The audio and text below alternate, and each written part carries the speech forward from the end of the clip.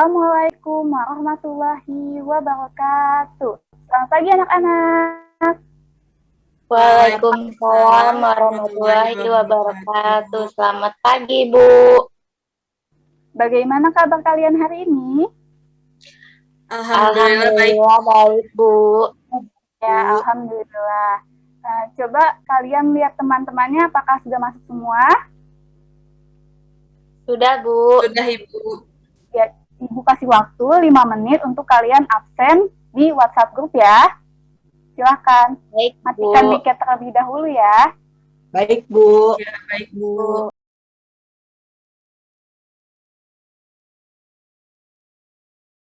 Nah, sudah 5 menit. Apakah sudah absen semua?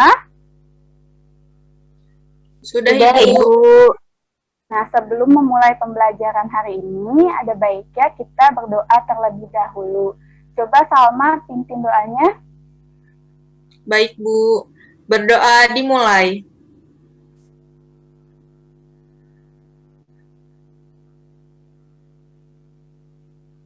Berdoa selesai. Beri salam. Assalamualaikum warahmatullahi warahmatullahi wabarakatuh. wabarakatuh. Ya, waalaikumsalam warahmatullahi wabarakatuh. Karena kita pembelajarannya masih daring, kalian jangan lupa menerapkan 3M ya. Ada yang tahu apa itu 3M? Memakai Menjaga masker, jarak, Bu. menjaga jarak. Ya, benar sekali. Kita harus tetap menggunakan masker, mencuci tangan, dan menjaga jarak. Nah, di sini ada yang tahu hari ini kita akan mempelajari tema berapa? Belum, Ibu. Belum, Ya. Bu. Ya, hari ini kita akan mempelajari tema 1, indahnya keberagaman, subtema 3, bersyukur atas keberagaman, pembelajaran pertama. Di sini Ibu akan menjelaskan tujuan pembelajarannya terlebih dahulu ya. Ya, tujuan pembelajarannya yang pertama yaitu agar kalian dapat mengidentifikasi, menganalisis, mengkomunikasikan gagasan pokok tiap paragraf dari teks tulis secara mandiri. Yang kedua yaitu dapat menyajikan gagasan utama setiap paragraf dari teks dalam bentuk peta pikiran dengan tepat. Yang ketiga, agar kalian dapat mengidentifikasi jenis-jenis makanan tradisional Nusantara. Yang keempat, dapat mengkomunikasikan pengalaman sikap menghargai makanan tradisional. Yang kelima, mengidentifikasi sifat-sifat bunyi, memantul, dan menyerap. Yang keenam, dapat menganalisis jenis peralatan memantul dan menyerap. Nah, apakah masih semangat? Masih, Bu. Nah, biar nambah semangat, ayo kita nyanyi lagu nasional, yaitu dengan judul Halo Halo Bandung. Ayo kita nyanyikan lagu Halo Halo Bandung. 1, 2, 3. Halo, Halo, Ibu kota periangan. Halo, Bandung. kota Sudah lama kita berjumpa dengan kamu. Sekarang telah menjadi lautan api, mari rambut kembali. Nah, sudah semangat semuanya? Sudah, Ibu. Nah, materi kali ini masih berkaitan dengan materi minggu kemarin, yaitu tentang keberagaman budaya. Nah, di sini apakah ada yang pernah makan gudeg? Enggak pernah, Bu. Belum pernah ya? Bu. Nah, gudeg ini merupakan makanan tradisional. Nah, materi ini berkaitan dengan makanan tradisional. Coba kalian perhatikan materi yang akan dijelaskan ya. Baik, Bu.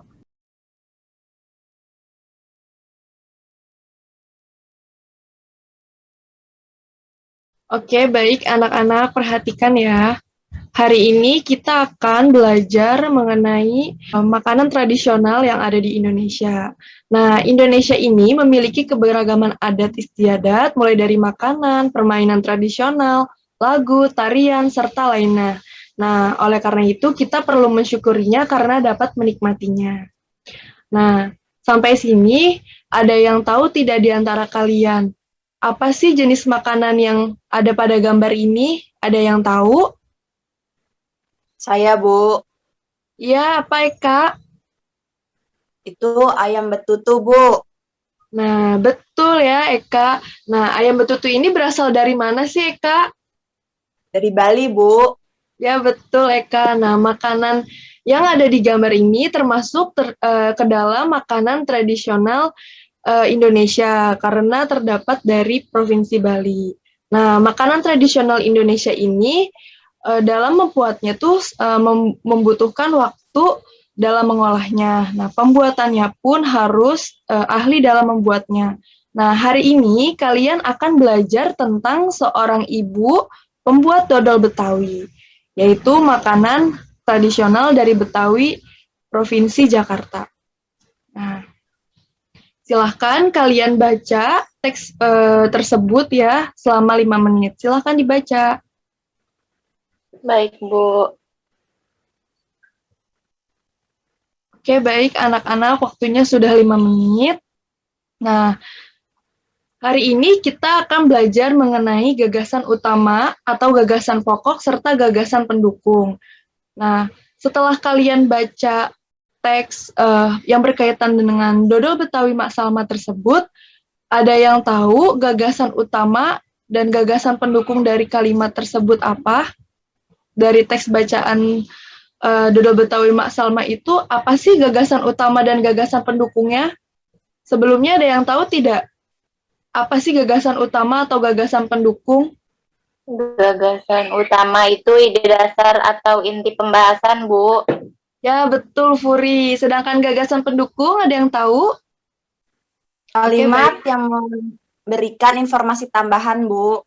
Ya, betul Eka. Nah, jadi gagasan utama itu sebuah ide atau inti ya dari pembahasan di dalam teks tersebut. Kemudian gagasan pendukung ini merupakan kalimat-kalimat yang memberikan informasi tambahan dalam suatu teks bacaan. Nah, dari bacaan ini ada yang tahu ide pokok dari paragraf pertama itu apa? Ada yang tahu? Saya, Bu. Ya, baik. Silahkan. Salma. Yaitu gagasan utamanya Kota Jakarta berulang tahun. Ya, betul Salma. Tepuk tangan buat Salma. Betul ya. Jadi, gagasan utamanya itu adalah Kota Jakarta berulang tahun. Sedangkan gagasan pendukung dari paragraf ketiga, ada yang tahu apa? Saya, Bu. Ya, bagus. Salma lagi, silahkan. Mak Salma melibatkan tetangga dalam memenuhi pesanan dodol. Mak Salma ingin dodol Betawi dikenal. Mak Salma ingin warga juga melestarikan makanan tradisional.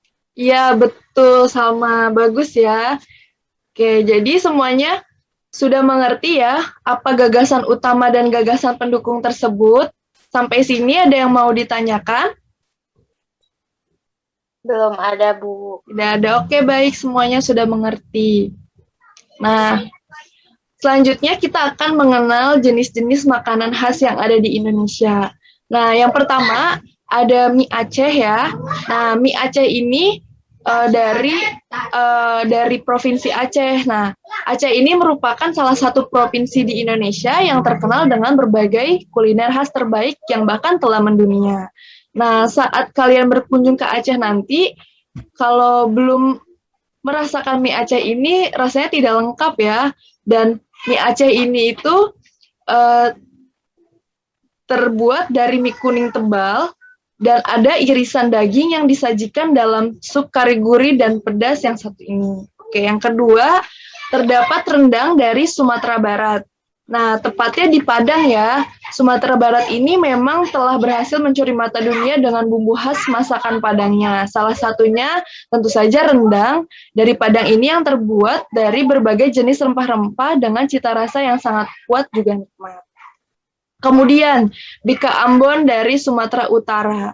Nah, jika Aceh mendunia dengan mie-nya, berbeda lagi dengan Sumatera Utara yang populer dengan Bika Ambon, yakni sejenis kue dengan rasa yang sangat lezat. Dan Bika Ambon juga telah dijual dengan beberapa varian rasa terbaik seperti keju hingga durian. Siapa yang di sini masih mengira Bika Ambon dari Ambon? Hayo. Ada yang tahu tepatnya di kota mana? Tidak, Ibu.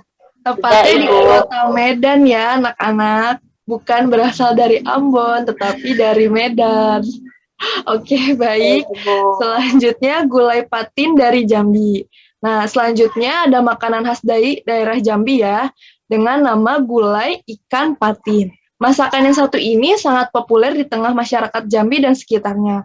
Nah, masakan ini menggunakan daging dari buah durian yang telah difermentasi. Kemudian gulai ikan akan dimasak hingga matang dengan rasa yang dijamin bikin kalian ketagihan. Kemudian masih banyak yang lainnya ya, ada sega jamblang, ada nasi pecel, lontong sayur, nasi kerau, nasi gudeg, dan lain-lain. Oke anak-anak, sampai sini Ibu ingin mengasih kalian tugas, kalian tolong cari 5 makanan saja, 5 makanan dari berbagai daerah yang kalian tahu, kalian tulis nama makanan tersebut, serta dari mana makanan tersebut berasal. Ibu kasih 5 menit, silahkan nanti kalian foto dan kirim tugasnya di WA group ya. Baik, Bu. Bu.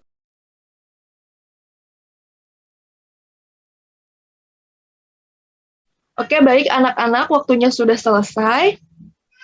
Nah, tadi Ibu sudah lihat ya, Salma telah menuliskan mengenai lontong sayur dari Jawa Barat, kemudian Eka nasi gudeg ya dari Yogyakarta, dan Furi sego jamblang ya dari Cirebon.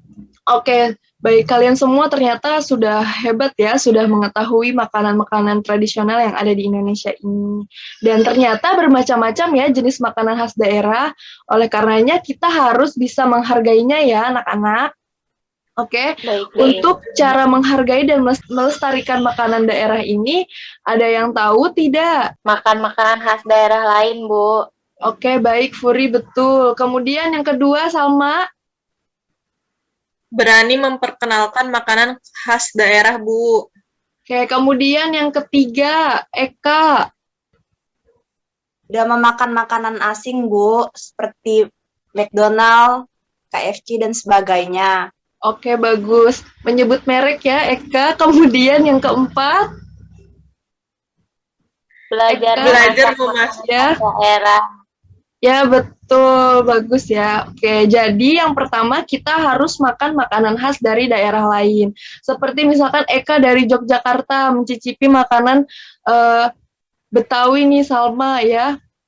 Misalkan dodol Betawi, kemudian Furi dari Jawa juga ya, sama mencicipi makanan yang ada di Sunda ini, misalkan lontong sayur Sunda. Kemudian yang kedua, kita harus berani memperkenalkan makanan khas dari daerah. Misalkan Salma nih orang Betawi memperkenalkan makanan dodol Betawi ini kepada Furi dan Eka yang notabene mereka orang Jawa. Kemudian sebaliknya. Yang ketiga, tidak memakan makanan asing seperti junk food. Seperti yang tadi sudah disebutkan, misalkan McD dan KFC, AW dan segala macam ya, karena itu tidak bisa melestarikan makanan daerah. Nah, yang keempat, kita harus belajar memasak makanan khas daerah agar dapat melestarikannya. Oke, sampai sini sudah mengerti mengenai makanan tradisional yang ada di Indonesia, anak-anak? Sudah, Bu. Sudah, Ibu. Oke, baik. Terima kasih. Kemudian selanjutnya kita akan belajar mengenai bunyi.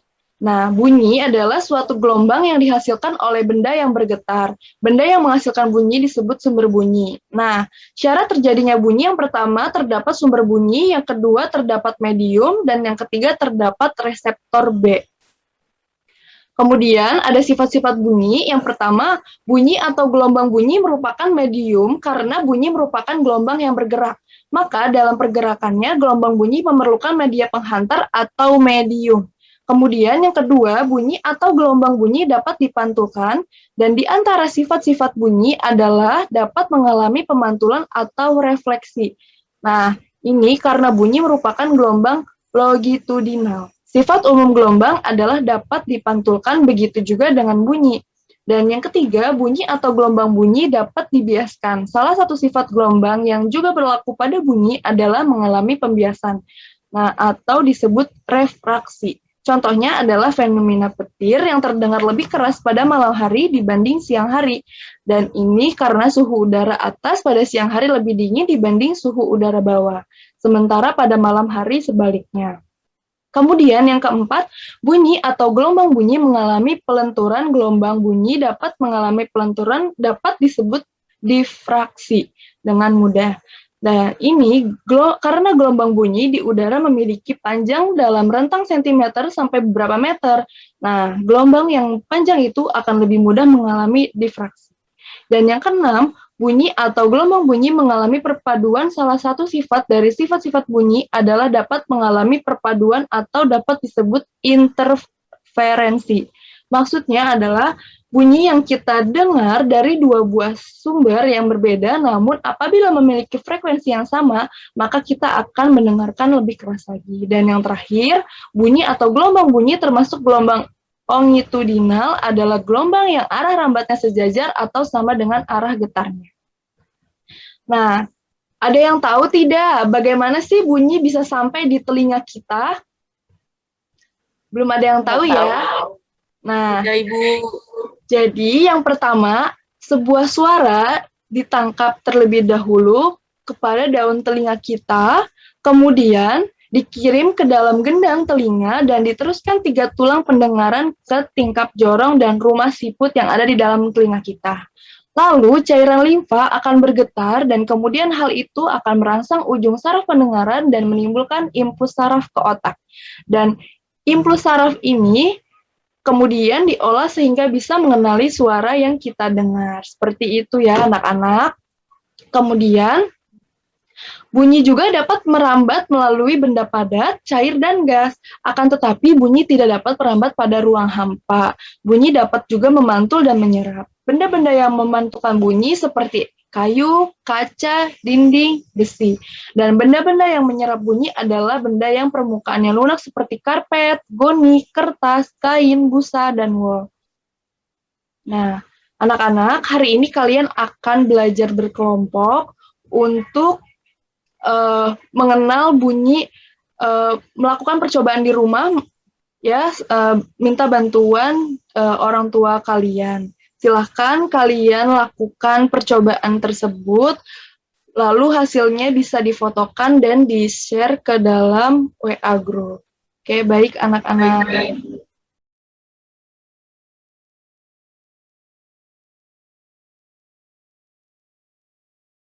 Nah, setelah kalian mempelajari materi pembelajaran pada hari ini, ada yang dapat menyimpulkan pembelajaran hari ini membahas tentang apa saja? Saya, Bu. Iya, Salma, silakan. Yang pertama ada gagasan pokok, lalu gagasan utama, makanan tradisional Nusantara, dan bunyi, Bu. Iya, tepat sekali. Beri tepuk tangan untuk Salma ya. Pembelajaran hari ini kita membahas tentang gagasan pokok. Gagasan pokok atau utama adalah ide dasar atau sebuah inti pembahasan yang tertulis di dalam paragraf. Dan gagasan pendukung merupakan kalimat yang fungsinya memberi informasi tambahan dalam suatu teks. Dan kita juga telah membahas jenis-jenis makanan tradisional Nusantara, seperti mie Aceh, rendang, Ambon, gulai patin. Dan kita juga telah mengidentifikasi sifat-sifat bunyi. Nah, bunyi sendiri merupakan suatu gelombang yang dihasilkan oleh benda yang bergetar. Nah, sekarang Ibu akan mengirimkan link soal di grup WhatsApp ya. Silahkan kalian kerjakan, ditulis tangan di kertas, lalu foto jawaban kalian, dan kirimkan ke grup WhatsApp ya. Ibu beri Baik, waktu Bu. sampai, baik, Ibu beri waktu sampai besok pukul 7 malam ya. Iya, Baik, Bu. Bu. Ibu harap tidak ada yang telat dalam mengumpulkan tugasnya ya, dapat dimengerti. Mengerti, Bu. Mengerti, Bu. Bu. Baik, Ibu ucapkan terima kasih untuk siswa yang sudah aktif dalam proses pembelajaran hari ini ya. Ibu harap yang belum aktif dapat lebih aktif di pembelajaran selanjutnya ya. Iya, Ibu. Baik, sekarang kita tutup pembelajaran hari ini dengan membaca doa yang akan dipimpin oleh Eka ya. Silahkan Eka. Berdoa dimulai.